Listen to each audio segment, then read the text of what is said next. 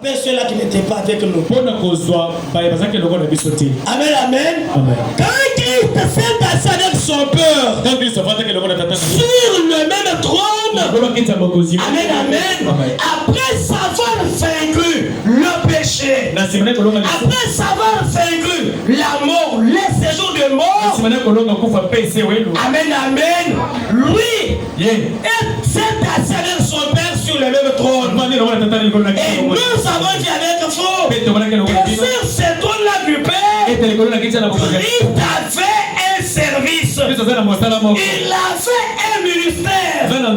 Celle d'intercéder pour nos péchés. Nous avons encore vu que quand l'intercession est terminée, Christ Jésus doit quitter les trônes du Père pour rentrer dans son propre trône. Amen, amen. Amen, amen. Il quitte les trônes du Père avec un livre ouvert, le livre de la rédemption, pour réclamer ses sujets. Il entre maintenant dans son propre trône, qui est le trône qu'il a hérité de son père David. Amen. Et sur le trône de David, Christ Jésus doit s'asseoir avec les vainqueurs de la Odyssée. C'est ce qu'il a dit. C'est lui qui vaincra. Amen, amen. Il va s'asseoir avec moi sur le même trône. Comme moi j'ai vaincu et je suis assis avec mon père sur son trône. L'épouse parole qui va vaincre l'écuménisme, qui va vaincre le catholicisme, qui va vaincre le pentecôtisme, qui va vaincre les systèmes du monde, qui va vaincre le péché de cet âge.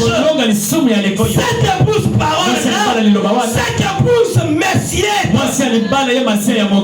va s'asseoir avec le Seigneur Jésus-Christ sur le même trône. Amen, amen. L'épouse et l'époux vont juger maintenant les gens de cet âge mauvais. Amen, amen. La Bible dit que les saints jugeront ces morts. Et ces saints-là, ils jugeront ces morts. Ce sont des vainqueurs de la Odyssée. Ils vont s'asseoir avec le Seigneur Jésus sur le même trône pour juger les gens de ces mondes. Amen, amen. Christ et son épouse sur le trône de David jugeront ces morts. Nous avons encore vu que les trônes, amen, amen, les trônes fait dur. Amen, amen. Les domaines, un domaine. Amen, amen. Le même domaine du Seigneur Jésus, ces domaines-là seront aussi les domaines du vainqueur de la Odyssée. Qui c'est l'épouse seront dans les mêmes domaines.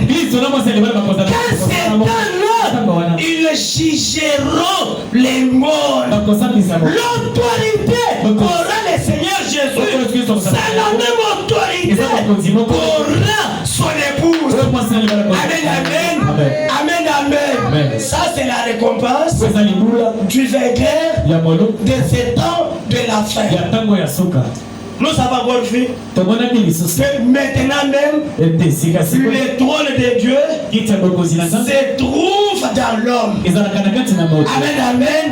Le trône de Dieu se trouve dans le cœur de l'homme. Amen, amen. C'est ce que nous avons déjà vu avec vous. Maintenant, on doit avancer. Amen, amen. On va évoluer. Nous venons de lire le dernier verset de l'Apocalypse 3. Nous sommes en train d'étudier le dernier âge de l'Église. Le 7e âge. Amen, amen. Il n'y aura pas un autre âge après ce 7e âge. Amen, amen. Amen, amen. Les sages des églises sont terminés. Amen, amen. Les deux esprits que nous savons Dieu avec vous dans le premier âge. Amen, amen. Qui était en train de grandir ensemble. L'esprit de Christ et l'esprit de l'Antichrist. Ces deux esprits-là sont déjà grandus. Nous sommes maintenant dans les temps de la moisson. Amen, amen. Amen, amen. Ces deux esprits-là sont évolués pendant les 7 ans de l'Église. Maintenant, nous sommes à la fin. Il faut que ces deux esprits-là portent leurs fruits. Amen, amen. Amen, amen. Les deux esprits-là sont déjà grandus. Nous sommes maintenant dans les temps de la séparation. Amen, amen. Amen, amen. L'esprit de l'Antichrist doit être séparé de l'esprit de Christ. Amen, amen. C'est le temps de la séparation. Et c'est la fin de toutes choses. Amen, amen. Chaque esprit doit porter ses fruits. L'Antichrist doit porter ses fruits. L'esprit de Christ doit aussi porter ses fruits. Amen, amen. Lisons les prophètes. Dans sa prédication, le 7 âge de l'Église, c'est la fin de toutes choses. Le temps des péchés est terminé. Quand nous examinons la parole, quand nous voyons ce qui se passe dans le monde, quand nous voyons l'accomplissement des prophéties, il n'y a plus le temps pour ce monde. Les deux esprits-là qui étaient sémés dans le premier âge de l'Église doivent atteindre leur maturité. Écoutez les prophètes. On doit aller rapidement. Cet âge est le plus et le dernier de cet âge de l'Église. Amen, amen. Ce qui a commencé au premier âge, à l'âge des Fès, doit maintenant arriver à maturité. Et arrivera effectivement à maturité pour la moisson dans ces derniers âges. L'âge de la Odyssée. Les deux signes aboutiront à produire leurs fruits. Les deux esprits achèveront de se manifester. Chacun là où il doit aboutir. Le temps de s'aimer, d'arroser, de pousser est terminé.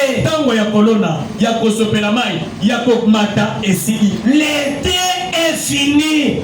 Maintenant, la faucille est entrée dans le champ pour la moisson. Amen, amen. Les deux esprits, les deux semences qui ont été manifestées dans le premier âge de l'Église. Ces deux semences-là doivent grandir maintenant. Amen, amen. Nous sommes dans les derniers âges de l'Église.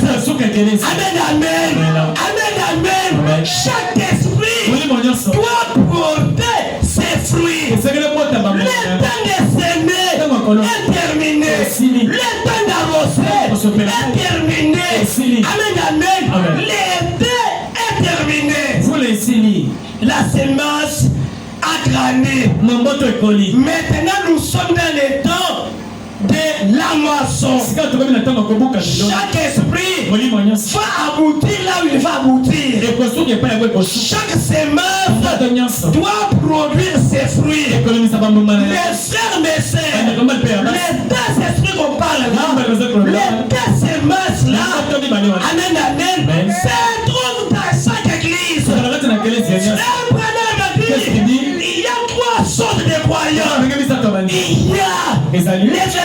croyants, les soi-disant croyants et les incrédules.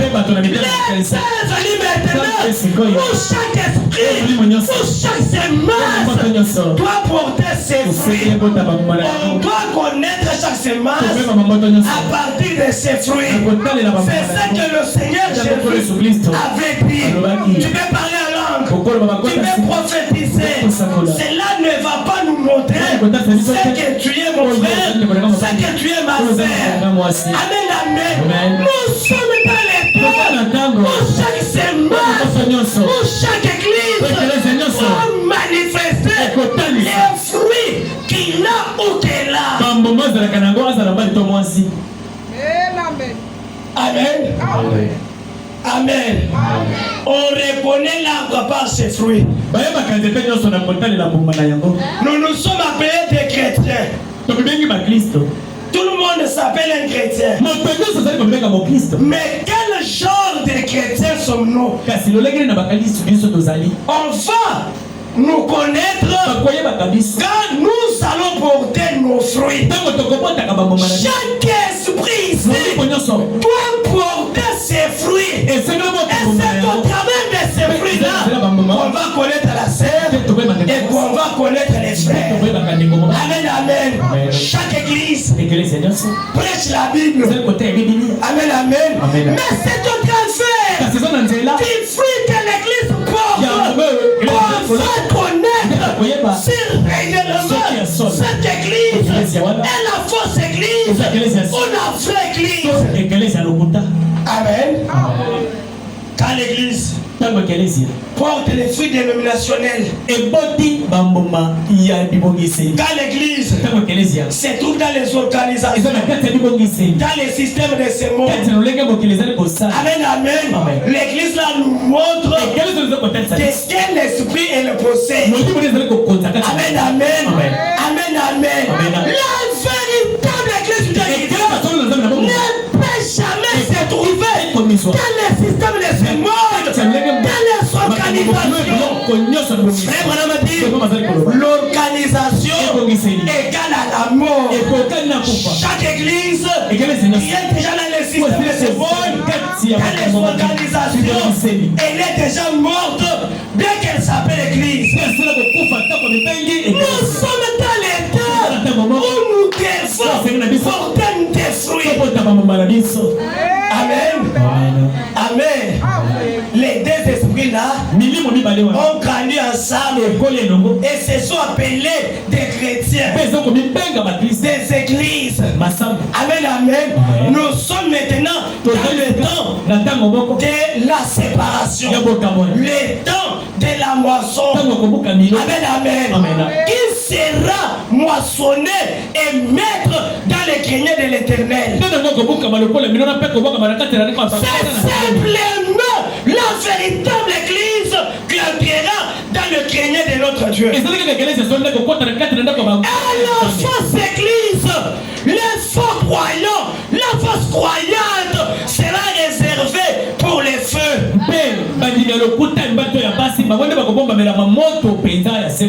Ça fait longtemps. Nous nous sommes appelés des chrétiens. Mais il y a d'autres qui fument. Il y a d'autres qui prennent des boissons alcooliques. Il y a d'autres qui fétichent. Il y a d'autres qui se prostituent. Il y a des sœurs qui se prostituent, qui nous marchent en colonne, en cycliste, avec des soutiens. Amen, amen. Elles s'appellent aussi des chrétiens. Le temps est venu où Christ va séparer la mauvaise vigne du vrai vigne. Continuons avec les prophètes. Il est dit quoi ici? Dans les versets 15 à 18 que nous venons d'étudier, nous voyons l'image fidèle de ceux de la fausse église, du faux esprit, de la fausse vigne arrivée à maturité. Amen, amen. Apocalypse chapitre 3. Soyons tous connectés. C'est Florence. Mets-toi ici devant. C'est ta place que j'étais. Ici, quand on a Pessio, les alliés. Amen. Que chacun soit connecté. Écoutez les prophètes. Dans les versets 15 à 18, que nous venons d'étudier, nous voyons l'image fidèle de ceux de la fausse église. Du faux esprit de la fausse vigne arrivée à maturité. Amen, amen. L'image de la mauvaise vigne, l'image de la fausse église. Nous avons étudié cela avec vous ici dans Apocalypse 3 du 15e au 18e verset. Qu'est-ce qui est écrit là? Je connais tes œuvres. Je sais que tu n'es ni froid ni bouillant. Oui, tu es froid ou bouillant. Ainsi parce que tu es tiède et que tu n'es ni froid ni bouillant, je t'ai formulé de ma bouche. Parce que tu dis, je suis riche, je me suis enrichi et je n'ai besoin de rien. Et parce que tu ne sais pas que tu es malheureux, misérable, pauvre, aveugle et nu, je te conseille d'acheter des mois de l'or éprouvé par les feux, afin que tu deviennes riche et des vêtements blancs, afin que tu sois vêtu et que la honte de ta nudité ne paraisse pas, qui faille. Amen, amen. Ça c'est Apocalypse chapitre 3, du 15e jusqu'au 18e. Le Seigneur Jésus nous montre l'image exacte de la mauvaise église, de la mauvaise vigne. Amen, amen. Amen, amen. Amen, amen. Pourquoi vous voyagez mentalement?